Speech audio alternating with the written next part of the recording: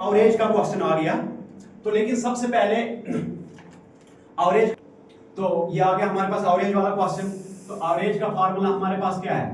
Average का formula हमारे पास सम ऑफ ऑब्जर्वेशंस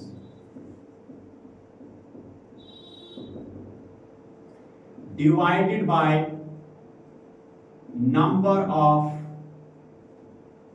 ऑब्जर्वेशंस। ठीक है ना?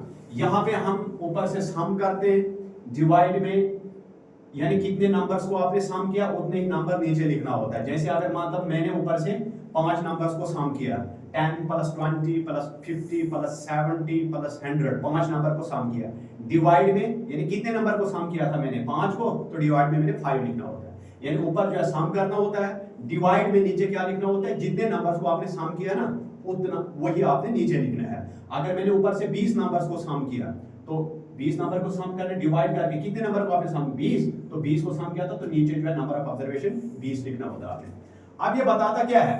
ये बताता है while entering the test marks of a class, यानी जो एक क्लास के बच्चों के जो टेस्ट के मार्क्स थे वो मार्क्स लिखते लिखते क्या हो गया, अरुण के जो मार्क्स थे उन्होंने इंटर कर दिए, उसके मार्क्स उन्होंने वहां पे उसके मार्क्स की क्या लिख दिए 98 इंस्टेड ऑफ 68, यानी 68 लिखना था लेकिन उन्होंने लिख दिया 98। 68 लिखना था उन्होंने लिख दिया 98। अब कम लिखा ज्यादा लिख दिया, ज्यादा लिख दिया उन्होंने 68 की जगह 98 लिखा, कितना ज्यादा लिख दिया यानी 98 में 68 निकाल दो यानी 30 नंबर उन्होंने ज्यादा लिख दिए। ठीक है, बोलता है उन 30 नंबर की वजह से क्या होता है कि जो एवरेज जो पहले था ना क्लास का एवरेज मार्क्स वो बढ़ जाते हैं, कितने 0.5 बढ़ जाता है। तो बढ़ने का मतलब है प्लस हो गया, कितना इंक्रीज हो गया 0.5।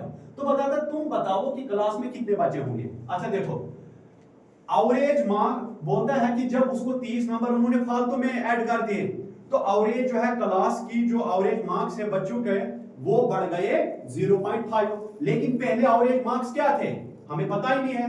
ये तो अगर जैसे मैं बताऊंगा भाई साहब इस दीवार को मैंने 2 मीटर ऊपर चढ़ा दिया, जो पहले थी उससे 2 मीटर मैंने ऊपर चढ़ा दिया, बताओ दीवार की टोटल ऊंचाई कितनी होगी?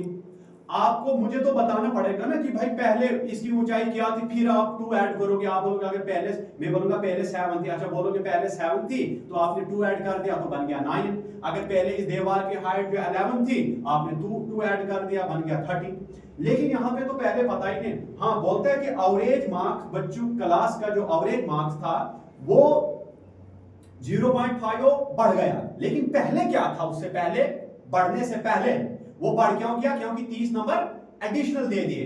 अगर वो 30 नंबर एडिशनल नहीं दिए थे तो उस वक्त की क्या एवरेज जो होती बच्चों की एवरेज मार्क्स क्या होता है वो हम लिख देंगे x होता है एवरेज मार्क्स। एवरेज की जगह मैंने x लिख दिया। तो नंबर ऑफ स्टूडेंट्स कितने हैं वो तो हमने मालूम करना है, मैंने इसकी जगह लिखा n, मैंने यानी n क्या होगा नंबर ऑफ स्टूडेंट्स होगा। ठीक है, ऊपर से हमने क्या करना है बच्चों के एवरेज जो बच्चों के जो मार्क्स हैं यानी जो पूरी क्लास है, क्लास में जितने बच्चे हैं उनके मार्क्स का सम, उनके मार्क्स का सम। अब तमाम बच्चों के मार्क्स का सम क्या आएगा वो तो हमें दिया ही नहीं है, तो इसका मतलब है मैं सम की जगह क्या लिख देता हूं s, s इज द सम। इधर से क्या होगा यानी क्लास में जितने बच्चे हैं ना, मान के चलो 10 बच्चे हैं तो 10 बच्चों के मार्क्स के सम, एक बच्चे के मार्क्स प्लस दूसरे के प्लस तीसरे के चौथे के पांचवे के छठे, तो s इज द सम। किसका सम? मार्क्स का सम। डिवाइड में कितने बच्चों के मार्क्स का सम?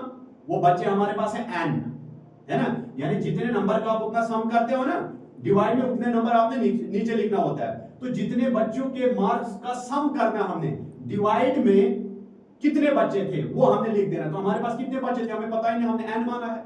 ठीक है ना, तो ऊपर से हम करते हैं सम किसी चीज का। अगर मैंने 10 नंबरों को ऊपर से सम किया तो डिवाइड में क्या लिखूंगा, जितने नंबरों को सम किया वो नंबर लिखूंगा। 10 नंबरों को सम किया तो नीचे डिवाइड में 10 लिखूंगा। तो यहां पे वैसे सम किसका है? नंबर्स का, बच्चों के जो मार्क्स है उनका सम है। डिवाइड में फिर किन के मार्क्स का सम था? बच्चों के मार्क्स का सम था। अब बच्चे कितने होंगे, जितने बच्चे होंगे उतने मार्क्स अपने अपने मार्क्स का उनका सम होगा। डिवाइड में n क्या है, नंबर ऑफ स्टूडेंट्स, क्योंकि एवरेज का फार्मूला क्या है, सम ऑफ ऑब्जर्वेशन, ऑब्जर्वेशन यहाँ पे मार्क्स हैं तो मार्क्स का सम divided by number of observation, कितने मार्क्स आप सम करोगे, कितने मार्क्स का सम करोगे, मतलब जितने बच्चे होंगे उनका मार्क्स, तो कितने बच्चे होंगे, तो हमारे पास n बच्चे हैं तो मैंने लिख दिया।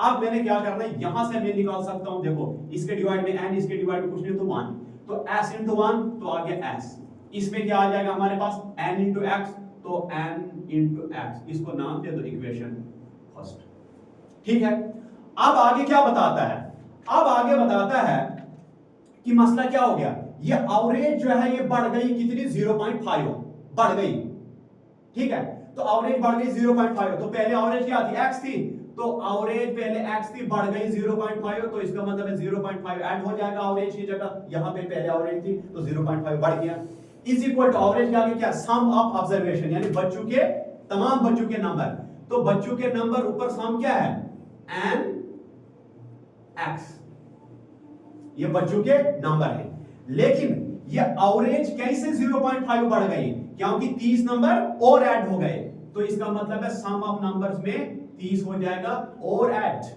डिवाइड में बच्चे तो वही हैं, बच्चे तो n ही है, n माना था हमने, ठीक है। अब हम इसको क्या करेंगे, हम करेंगे क्रॉस मल्टीप्लिकेशन, तो करो आप क्रॉस मल्टीप्लिकेशन, इसके डिवाइड में n, इसके डिवाइड में लिखो आप 1, तो n इंटू ये n into x plus 0.5 is equal to 1 into this, तो यही आएगा nx प्लस 30, ठीक है।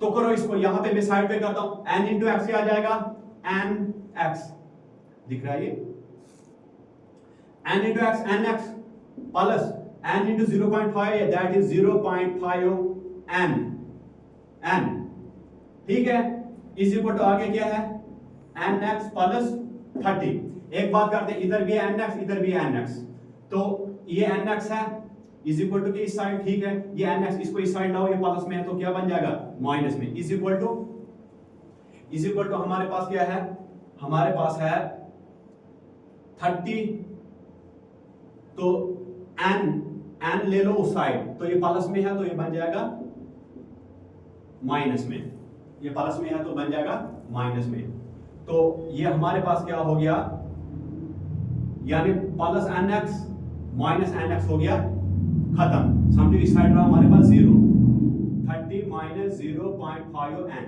तो कांस्टेंट को इस साइड लाओ, तो 30 है ना, तो इस साइड आएगा 0 minus 30 is equal to minus 0.5 n, 0 minus 30 का मतलब माइनस 30 है, is equal to minus 0.5 n।